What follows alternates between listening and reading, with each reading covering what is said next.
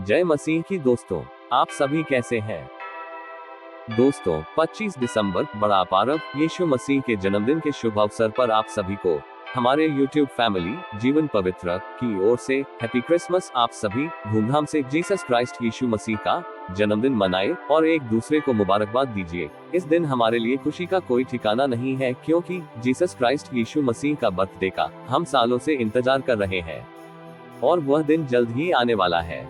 आज का दिन हमारे लिए और आपके लिए बहुत ही खास होने वाला है, क्योंकि हम जीसस क्राइस्ट यीशु मसीह की पवित्र जन्म पर्व की अच्छा सा बेहतरीन सा कहानी प्रस्तुत कर रहे हैं, जो आपको काफी पसंद आने वाला है। इस कहानी में हम यीशु मसीह की पूरी स्ट्रगल प्रस्तुत करने वाले हैं। तो चलिए शुरू करते हैं। धन्यवाद। जय यीशु। प्रभु यीशु के जन्म की कहानी, the story of the birth of Jesus. ये कहानी आज से लगभग 2000 साल पहले की है, जब इजराइल देश के गैलीली प्रांत के एक छोटे से शहर नाजरत में एक कुंवारी लड़की रहती थी, जिसका नाम मरियम मेरी था। एक स्वर्गदूत का संदेश, द एंजल्स मैसेज। मरियम एक बहुत ही पवित्र और नेक दिल महिला थी।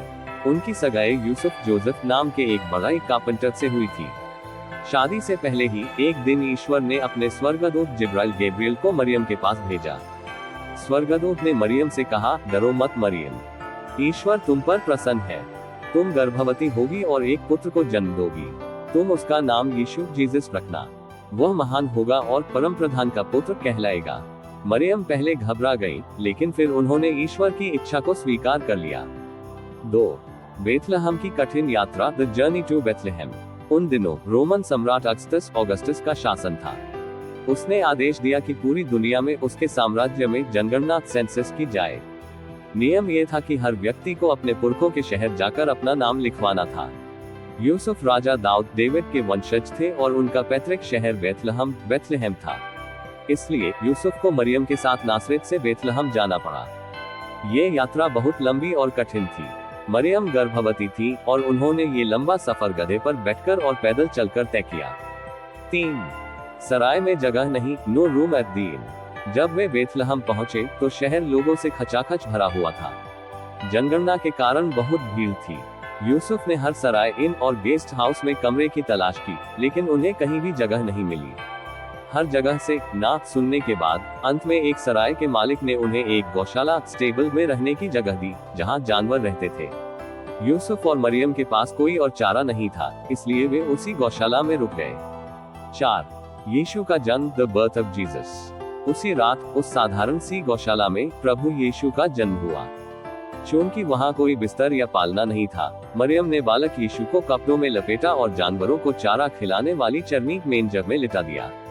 यही वह पल था जब दुनिया के उद्धारकर्ता ने एक राजा के महल में नहीं, बल्कि बेहद गरीबी और सादगी के बीच जन्म लिया। 5 गदरियों को खुशखबरी, the shepherds and the angels. उसी रात बेथलहम के पास के खेतों में कुछ गदरिय शेपर्ड्स अपनी भेड़ों की रखवाली कर रहे थे।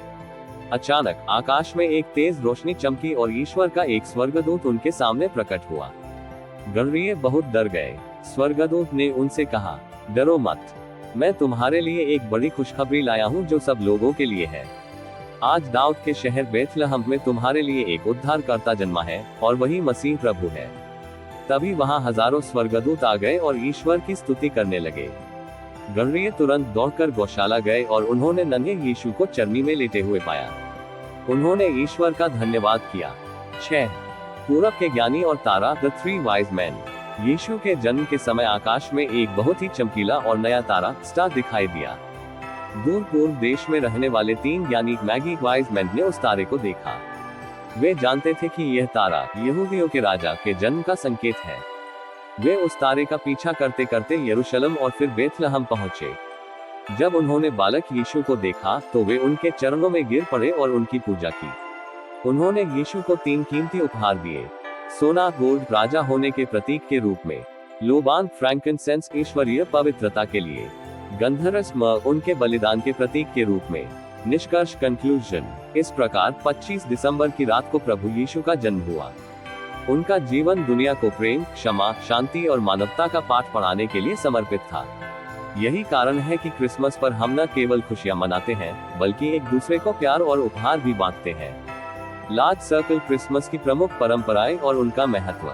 1 Santa Claus. Santa clause. Christmas पर बच्चों को सबसे ज्यादा इंतजार सांता क्लॉज का होता है। असली कहानी। सांता क्लॉज की कहानी सेंट निकोलस नाम के एक असली व्यक्ति से शुरू हुई थी, जो 4वीं शताब्दी में तुर्की के मायरा शहर के बिशप थे। वे बहुत अमीर थे लेकिन बहुत दयालु भी। गुप्त उपहार। वे अपनी संपत्ति गरीबों और जरूरतमंद बच्चों की मदद करने में खर्च करते थे। वे अक्सर रात के अंधेरे में लोगों के घरों में चुपके से उपहार और सोने के सिक्के छोड़ाते थे। लाल कपड़े और दाढ़ी। समय के साथ संत निकोलस की छवि एक खुशमिजाज सफेद दाढ़ी वाले और लाल कपड़े पहनने वाले सांता क्लॉज में बदल गई, जो नॉर्थ पोल से रेनडियर की स्लेज पर आते हैं। मोज़ेक स्टॉकिंग्स क्यों टांगते हैं? कहानी है कि संत निकोलस ने एक गरीब परिवार की मदद करने के लिए चिमनी से सोने के सिक्के गिराए थे, जो वहां सूखने के लिए टंगे मोज़ेक सॉक्स में जा गिरे। तभी से मोज़े टांगने की परंपरा शुरू हुई। 2. Christmas tree. क्रिसमस ट्री सजा हुआ हरा भरा पेड़ क्रिसमस की पहचान है। शुरुआत। ऐसा माना जाता है कि क्रिसमस ट्री सजाने की शुरुआत 16वीं सदी में जर्मनी में हुई थी। महत्व। क्रिसमस ट्री के लिए आमतौर पर फर या चीड़ पाइन के पेड़ का इस्तेमाल होता है, क्योंकि ये सदाबहार एवरग्रीन होते हैं। ये कड़ाके की सर्दी में भी हरे रहते हैं, जो ईश्वर के अनंत जीवन और उम्मीद का प्रतीक है। सजावट। इसे रंग बिरंगी लाइटों, घंटियों, बेल्स और छोटे उपहारों से सजाया जाता है। 3. सबसे ऊपर लगा तारा। The star. आपने देखा होगा कि क्रिसमस ट्री के बिल्कुल ऊपर एक चमकीला तारा लगाया जाता है। यह उस बेथलहम के तारे स्टार ऑफ बेथलहम का प्रतीक है, जिसने 3 ज्ञानी वाइज मैन को प्रभु यीशु के जन्म स्थान तक पहुंचने का रास्ता दिखाया था। 4. उपहार देना। Exchanging gifts. क्रिसमस पर लोग दोस्तों और परिवार को तोहफे देते हैं। यह परंपरा उन उपहारों सोना, लोबान, गंधरस की याद दिलाती है जो 3 ज्ञानियों ने बालक यीशु को दिए थे। इसका एक गहरा अर्थ ये भी है कि ईश्वर ने अपनी संतान यीशु को उपहार के रूप में धरती पर भेजा, इसलिए हम भी एक दूसरे को खुशियां बांटते हैं। 5. Christmas carols. Christmas carols church और घरों में लोग मिलकर विशेष गीत गाते हैं, जिन्हें कैरल्स कहा जाता है। सबसे मशहूर कैरल्स में जिंगल बेल्स, साइलेंट नाइट और जॉय टू द वर्ल्ड शामिल है। ये ईश्वर की स्तुति और खुशी जाहिर करने का तरीका है। 6. Christmas cake. Christmas cake Bharat और पूरी दुनिया में क्रिसमस पर विशेष प्लम केक या फ्रूट केक बनाने और काटने की परंपरा है।